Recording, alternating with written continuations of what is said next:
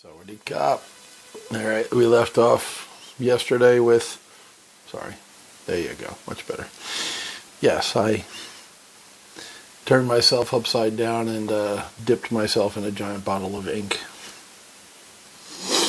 It is what it is. I'll do a dating update today. I promise. There's a lot, a lot to put out. So we left it out at God. Life is a cruel, hard bitch. That's a good place to leave it off at.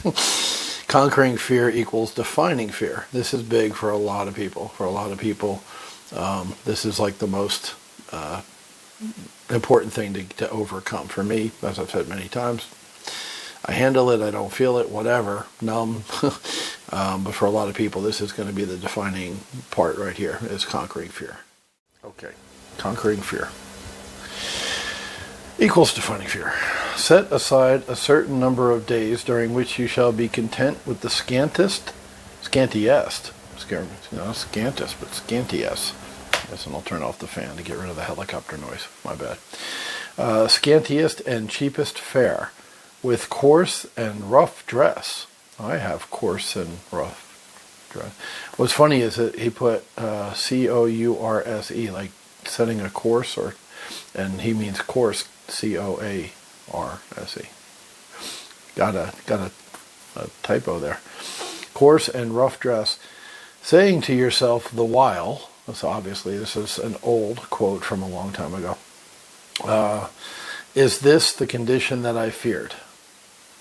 Set aside a certain number of days during which you shall be content, the scantiest and cheapest fare, food, he's talking food, with coarse and rough dress, just, whatever, sweatpants, the modern day equivalent, a t-shirt, saying to yourself the while, is this the condition that I feared? So in other words, act like you're poor and you have nothing, and see if that's what kept you afraid to the point that you wouldn't take chances before.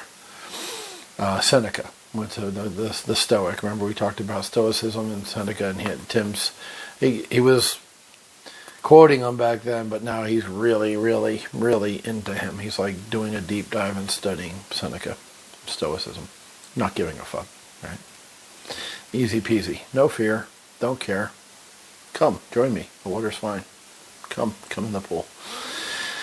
Then a funny thing happened. In my undying quest to make myself miserable, so he's continuing from the whole part where he's like falling apart, right, with the dog chewing his face off and all that crazy shit, I accidentally began to backpedal. As soon as I cut through the vague unease and ambiguous anxiety by defining my nightmare, the worst case scenario, I wasn't as worried about taking a trip. Suddenly, I started thinking of simple steps I could take to salvage my remaining resources and get back on track if all hell struck at once, or all hell broke loose, like what I would have said. I could always take a temporary bartending job to pay the rent if I had to. I could sell some furniture and cut back on eating out. I could steal lunch money from the kindergartners who pass by my apartment every morning. Being funny, obviously. The options were many. I realized it wouldn't be that hard to get back to where I was, let alone survive. None of these things would be fatal, not even close. Mere panty pinches on the journey of life. Panty pinch, that's a new one on me. Sounds uncomfortable as fuck, but I've never heard that term before, panty pinch. Whatever. I realized on a scale of 1 to 10, 1 being nothing and 10 being permanently life-changing, my so-called worst-case scenario might have a temporary impact of 3 or 4. I believe this is true of most people, and most would be, holy shit, my life is over, disasters. Keep in mind that this is the 1 in a million disaster nightmare. On the other hand, if I realize my best-case scenario, or even a probable case scenario, it could easily have permanent 9 or 10 positive life-changing effects, which, once again, we're looking back, hindsight's 2020, it did have a permanent 9 or 10 effect on his life and my life, and it will on yours too. In other words, I was risking an unlikely and temporary 3 or 4 for a probable and permanent 9 or 10. It's good to put numbers on it like that because that helps you put it in perspective, right? And I could easily recover my baseline workaholic prison with a bit of extra work if I wanted to. This all equated to a significant realization. There was practically no risk, only huge life-changing upside potential, and I could resume my previous course without any more effort than I was already putting forth. That is when I made the decision to take the trip and bought a one-way ticket to Europe. One-way ticket to midnight. Heavy metal. Right? Sammy Hagar, Red Rocker, before he was ruined with Van Halen. Well, he survived Van Halen, but they did him dirty. If you watch documentaries on Van Halen, you'll see they did Sammy dirty. Well, Eddie and Alex were brothers and formed this bond, and everybody else was an outsider, the bass player, and Michael Anthony, and David Lee Roth, and Sammy Hagar, and they did him dirty. Those two were kind of fucked up. There was substance abuse involved, and hey, rock and roll, right? That's when I made a decision. One-way trip to Europe, one-way ticket to Europe. I started planning my adventures and eliminating my physical and psychological baggage. None of my disasters came to pass, and my life has been a near fairy tale since. There you go. That's a good word for it, fairy tale. The business did better than ever, and I practically forgot about it as I financed my travels around the world in style for 15 months. Yay. Go Tim. Where are we at? 5 minutes, okay. Uncovering fear disguised as optimism. There's no difference between a pessimist who says, "Oh, it's hopeless, so don't bother doing anything," and an optimist who says, "Don't bother doing anything, it's going to turn out fine anyway." Wow, okay. Either way, nothing happens. Yvon Chouinard, founder of Patagonia. Okay, interesting. I like shit like that. My bad if you're not on that train with me, but I'm naturally curious, so it's interesting to me the different people's views and sayings like that. Fear comes in many forms, and we usually don't call it by its 4-letter name. Fear itself is quite fear-inducing. Most intelligent people in the world dress it up as something else. Optimistic denial. There we go. It's a new thought on fear, a new breakdown on fear. It's going to be cool. Strap yourselves in, kiddies. Let's go for a ride. Most who avoid quitting their jobs entertain the thought that their course will improve with time or increases in income. This seems valid and is a tempting hallucination when a job is boring or uninspiring instead of pure hell. Pure hell forces action, but anything less can be endured with enough clever rationalization. We talked about that before, how the worst case scenario is you're comfortable. You're comfortable, you're not going to make a change. You don't make a change, nothing will change. Right? Do you really think it will improve, or is it wishful thinking and an excuse for inaction? If you were confident in improvement, would you really be questioning things so? Generally not. This is fear of the unknown disguised as optimism.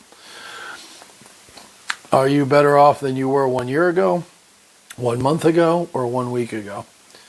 If not, things will not improve by themselves. If you are kidding yourself, it's time to stop and plan for a jump. Barring any James Dean ending, your life is going to be long. 9 to 5 for your working lifetime of 40 to 50 years is a long-ass time if the rescue doesn't come. About 500 months of solid work. Puts it in perspective, right? How many do you have to go? It's probably time to cut your losses. So he's pumping you up a little bit. He's telling you, hey, break out. You're going to break out. You might as well do it now. Getting the little cat. Remember the little kitten? Meow.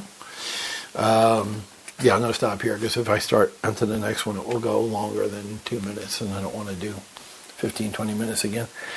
And I will do a video next on the dating thing. It's crazy. It's fucking blowing up.